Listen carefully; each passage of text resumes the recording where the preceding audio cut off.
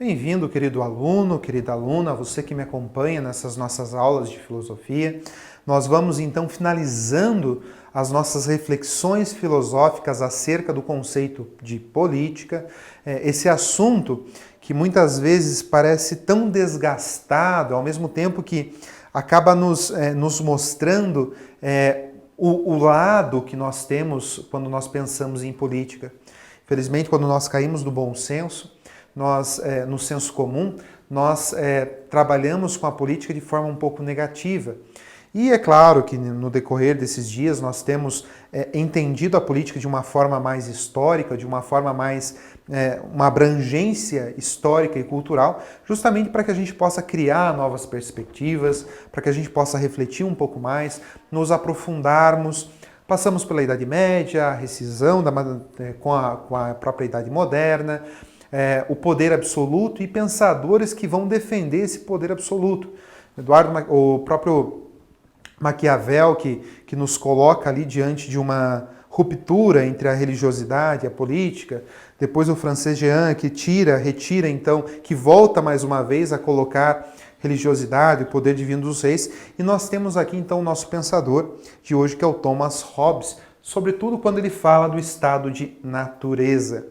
Vamos observar algumas questões que são importantes. Duas perguntas se fazem fundamentais para que a gente possa adentrar nesse contexto. Somos naturalmente bons ou maus? O que ocorreria caso todas as nossas leis elas fossem banidas? Se nós extinguíssemos todas as nossas leis, como se tornaria a nossa sociedade? Imagine uma sala de aula sem lei alguma. Imagina uma casa sem regra alguma. Como esses ambientes estariam nesse momento? Uma empresa sem regra, sem ética alguma, como seria? Como ocorreria o nosso convívio? E é dentro dessa perspectiva que o próprio Hobbes começa a trabalhar. Ele vai entender que existe um estado natural, um estado de natureza humana. Ele não está falando de um homem primitivo que viveu há muitos anos atrás. Ele está falando de um estado em que o ser humano é afastado das leis da sociedade. É um estado em que o ser humano poderia viver sem as leis. E ele começa a fazer algumas considerações sobre esse estado de natureza, um estado sem leis, sem regra. Então, no fundo, ele quer tentar entender um ser humano antes das construções das normas sociais, antes das construções das leis. Ao mesmo tempo, então, ele vai tentar estabelecer como se torna esse Estado a partir do momento então, que são firmados aí contratos, leis, acordos, para manter a paz e a harmonia entre todas as pessoas. Vamos partir de um fragmento do texto dele que ele já se torna um ponto bem fundamental e bem importante para nós. Estado de natureza, quando ele fala de violência e incerteza. Hobbes diz o seguinte: tudo aquilo que é válido para um tempo de guerra, em que todo homem é inimigo de todo homem. O mesmo é válido também para o tempo durante o qual os homens vivem sem outra segurança, senão o que lhes pode ser oferecida por sua própria força e sua própria invenção. Numa tal situação, não há lugar para a indústria, pois o seu fruto é incerto. Consequentemente, não é cultivo da terra, nem navegação, nem uso das mercadorias que podem ser importadas pelo mar. Não há construções confortáveis, nem instrumentos para mover e remover as coisas que precisam de grande força. Não há conhecimento da face da terra, nem computo do tempo, nem artes, nem letras. Não há sociedade. E o que é pior, e o pior do que tudo, um constante temor e perigo de morte violenta.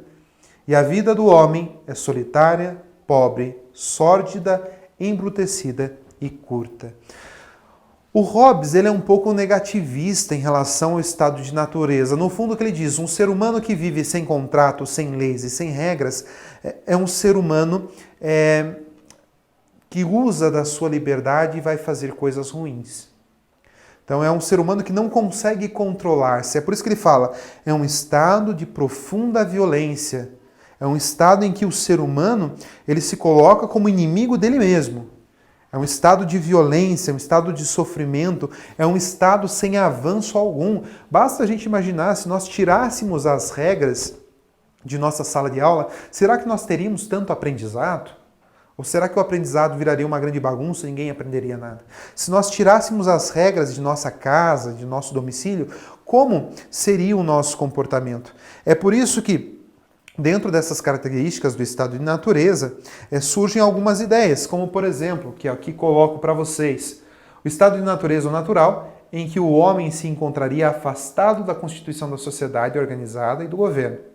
É o estado de guerra de todos contra todos.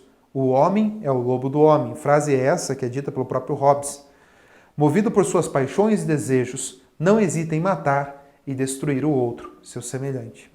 No fundo, o que o Hobbes quer nos colocar, então, nos coloca, é que não existe uma vida social, uma vida harmoniosa, sem a existência de contratos, sem regras, sem normas. Ou seja, o ser humano usaria do seu instinto para cometer as piores atrocidades possíveis.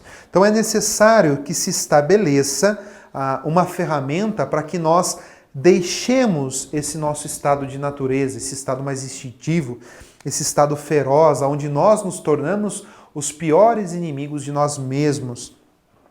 É por isso que ele vai dizer o seguinte: surge então o Estado como um grande contrato social.